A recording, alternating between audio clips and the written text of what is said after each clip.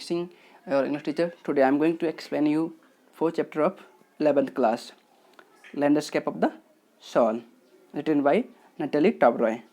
तो ये जो हमारी ऑथर्स हैं उन्होंने बताया कि जो ये पेंटिंग के बारे में उन्होंने हमें बताया कि जो वेस्टर्न पेंटिंग है और एशियन पेंटिंग उनमें क्या अंतर है।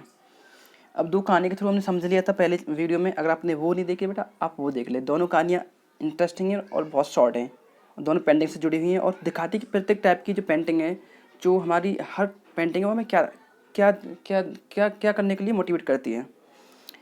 तो आगे हमारे जो ऑथर है कुछ पेंटिंग के बारे में कुछ पर्टिकुलर अपने जो आइडिया देंगी हमें, जो हमें ठीक है वो बताती है कि चाइनीज़ पेंटिंग में और उसमें यूरोपियन पेंटिंग में क्या अंतर है। देखो, वो कहती हैं कि जो क्लासिकल जो चाइनीज़ पेंटिंग है वो क्या करती है, वो एक्चुअल में क्या करती है। देखो, जो चाइनीज़ स्टोरी है ना वो क्या करती है, चाइनीज़ स्टोरी में जो एम्परर था वो पेंटिंग का मालिक था, ठीक है। उसने उसके आउटर उसकी प्रशंसा की, लेकिन जो आर्टिस्ट था उसने उसको रिवील किया उसके लिए उसका मीनिंग।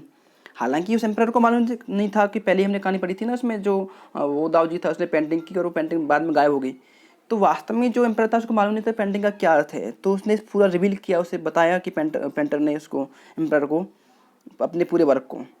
और हमारी ऑथर बताती है कि जो पेंटर है ना, जो एम्परर है ना, वो किसी भी टेरिटरी को जीतता उस पर रूल कर सकता है, लेकिन केवल जो आर्टिस्ट है वही जानता है कि वे क्या है पेंटिंग का। और जैसे ही उसने कहा कि let me show the way, जो वो दाऊ जी ने कहा कि उससे, तो जो वर्ड है दाओ, ए वर्ड, वो क्या करता है, वो दिखाता है, वो दोनों रास्ता दिखाता है और मेथड दिखाता है। ओके, वो दिखाता है संसार के जो रहस्य को, यूनिवर्स के रहस्य को दिखाता है। और जो पेंटिंग थी वो जा चुकी थी उस टाइम पे, गायब हो गई थी ना वो उससे वॉल से, लेकिन जो आर्टिस्ट था उसने अपना गोल प्राप्त कर लिया था। ओके, सारी जो सांसारिक जो ये जो अप्रेंसेस से परे। तो जो चाइनीज पेंटिंग है, जो एशियन पेंटिंग, वो दिखाती हैं आपको अंतर्करण का ज्ञान सिखाती हैं, आपको स्पिरिट का ज्ञान सिखाती हैं। तो यही तो हुआ था उसमें, उस कहानी में। पहले ना आपने वो कहानी पढ़ लेनी है, तब समझ में आएगा ये पेंटिंग का। तभी तो हमारी ऑथर ने हमें कहानी बताई पहले दो। अब देखिए अगला आगे क्या कहती है हमारी ऑथर। तो आगे हमारी ऑथर बोलती है कि जो चाइनीज़ पेंटिंग है उसमें ना, जो चाइनीज़ लैंडस्केप है उसमें ना, जो वेस्टर्न की तरह वो कोई भी वो जो वेस्टर्न है, जो पश्चिमी है ना, उनकी तरह ही उन चाहती कि उनकी तरह वो दिखें, उनकी तरह नहीं दिखती हैं वो पेंटिंग। जबकि क्या होता है कि जो यूरोपियन जो पेंटर हैं वो चाहते हैं कि वो जो आप लोग ना उसकी पेंटिंग को सेम देखें जैसे वो देखते हैं, लेकिन जैसे जो यूरोपियन पेंटर ने बनाया तो आप उसे ऐसे देखें। लेकिन जो चाइनीज़ पेंटर हैं, जो चाइनीज़ पेंटिंग हैं, चाइनीज़ जो पेंटर हैं वो ये नहीं चाहते हैं। उनका जो पेंटिंग होती है वो ऐसी नहीं होती है, रियल नहीं होती है, क्योंकि और उसमें कोई सिंगल व्यू पॉइंट भी नहीं होता है। आप उसमें कहीं से भी जाके इंटर कर सकते हैं, जहाँ से आप चाहें ना, चाहें आप वहीं से इंटर कर सकते हैं। क्लियर ना।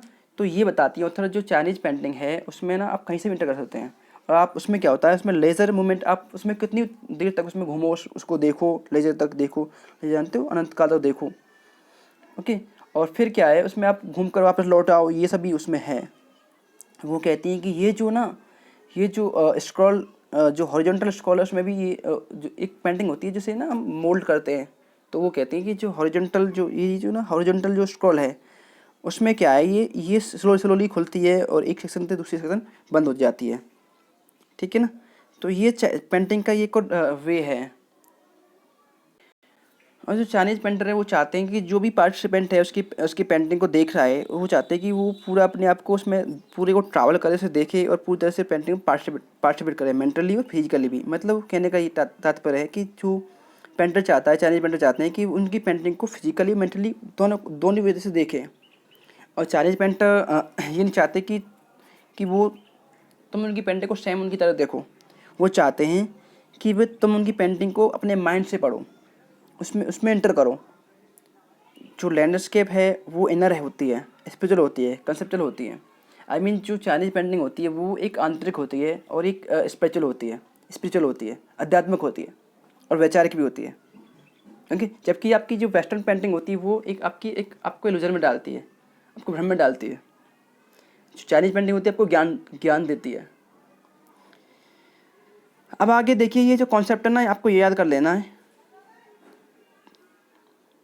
ठीक है ना। शॉर्ट आंसर बनता है इससे कि सेंसरी कॉन्सेप्ट क्या है। ठीक है, तो सेंसरी कॉन्सेप्ट क्या है कि इसमें ना जो माउंटेन और वाटर है, ठीक है, उसे कहते हैं जो साथ में यूज हो, उसको लैंडस्केप कहते हैं। और जब दो से अधिक जो एलिमेंट्स उसमें जुड़ते हैं, ये रिप्रेजेंट करते हैं दो पोल्स को रिप्रेजेंट करते हैं। और ये जो दाओइज्म है उसको दिखाते हैं, जो वर्ल्ड का जो दाओइज्म वो एक आर्ट पेंटिंग है उसे दिखाते हैं। और जो ये सेंसरी जो कॉन्सेप्ट है इसमें क्या है कि जो माउंटेन हमने कहा था माउंटेन और वाटर है, इसमें ना जो माउंटेन है वो यंग है, उसे यंग कहते हैं। और जो वर्टिकली है और ऊपर की ओर है, हेवन की ओर है, अब जानते हैं माउंटेन ऊपर की ओर होता है, और स्टेबल भी है और वार्म भी है, ड्राई है सन में। ठीक है, तो ये जो ये जो माउंटेन है ये मेल का रूप है। ठीक है, स्टेबल है और वर्टिकल है, गर्म है और सूखा है। जबकि ना आपका जो हिन है ये क्या है, वाटर को क्या कहते हैं, हिन कहते हैं सेंसरी कॉन्सेप्ट में, जो हॉरिजॉन्टल है और जो रेस्ट कर रहा है अर्थ पे, एक फ्लड के रूप में और एक मॉइस्चर के रूप में और कोल के रूप में। और जो इंटरेक्शन है हिन का, वो क्या है, फेमिनाइन है। ओके, और ये जो यूनिवर्स की एनर्जी को वो करता है। जबकि इसका काउंटर पार्ट यंग है, वो एक्टिव और मैस्कुलाइन है वो आपका। ठीक है, तो यंग क्या है, मैस्कुलाइन है, और यिन क्या है, फेमिनाइन है। और ये दाओइज्म फॉर्म को दिखाते हैं। और हमारे ऑथर ये कहती हैं कि वास्तव में क्या है कि हम एक चीज़ को ओवरलुक कर देते हैं। वो क्या है, वो थर्ड एलिमेंट वो क्या है कि मिडल वॉइड है। मिडल वॉइड जानते हैं आप, जो शून्य होता है ना, वो है मिडल वॉइड। क्या मिडल वॉइड है, इसमें क्या होता है कि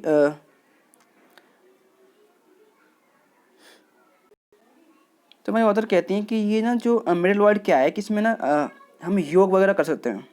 ठीक है, प्राणायाम और ये प्रैक्टिस हम कर सकते हैं। इसमें क्या होता है, ब्रीथ को, सांस को अंदर लेते हैं और बाहर निकालते हैं, फिर अंदर लेते हैं, फिर रिटर्न करते हैं, और फिर रिटर्न जानते हैं, रोकते हैं, फिर बाहर निकालते हैं। ठीक है, और ये जो ना जो ब्रीथ को अंदर रखना, ये जो बीच में ये क्या आपका वर्ड है, ये मेडिटेशन है। और मिडिल वॉइड जो आपका वर्ड है वो एसेंशियल है, और इसके बिना कुछ भी पॉसिबल नहीं है। अब कोई भी काम कर रहे होते हैं, जैसे आप अप एंड डाउन जाते हैं तो एक पॉइंट होता है ना, जैसे आपका जो आपका केंद्र है उससे आप पीछे या आगे जा रहे हैं। जैसे आप लोग पढ़ रहे हैं कि आपका ये वेस है, कभी आगे जाते हैं पीछे आते, तो इस प्रकार से ये हमारा ये एसेंशियल है।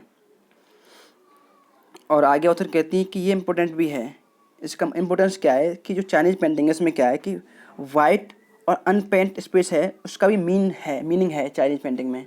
होता है ना, जैसे आप लोग कोई पेंटिंग बना रहे हैं तो आप उसमें कुछ छोड़ देते हैं जगह खाली, तो वो दिखाता है कि ये स्काई वगैरह कुछ भी दिखाता है। तो चाइनीज़ पेंटिंग में हर एक उसका का अर्थ है। अब लास्ट का पैराग्राफ रह गया। इसके बाद एक और जो अलग आर्ट ब्रूट के बारे में पढ़ेंगे अगले उसमें वीडियो में। लास्ट का जो 4-5 लाइन रहेगी उन्हें देखते हैं। तो जो लास्ट की लाइन से देखिए, तो ये जो हमारे जो ऑथर कहती हैं कि यही वह प्लेस है जहाँ पे जो ह्यूमन बीइंग है उनको अपना रोल मिलता है। ठीक है, अपना रोल मिलता है। और जो स्काई है और हेवन है, हेवन यहाँ पे स्काई, ठीक है, स्काई को बोला है, और अर्थ जानते हैं आप लोग।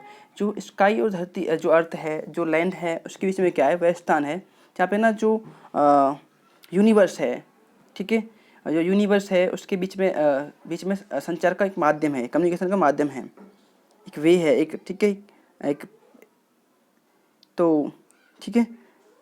और ये क्या करता है, ये ना उसकी उपस्थिति को ये जो इसकी प्रेजेंटनेस है, इसकी जो उपस्थिति वो आवश्यक है।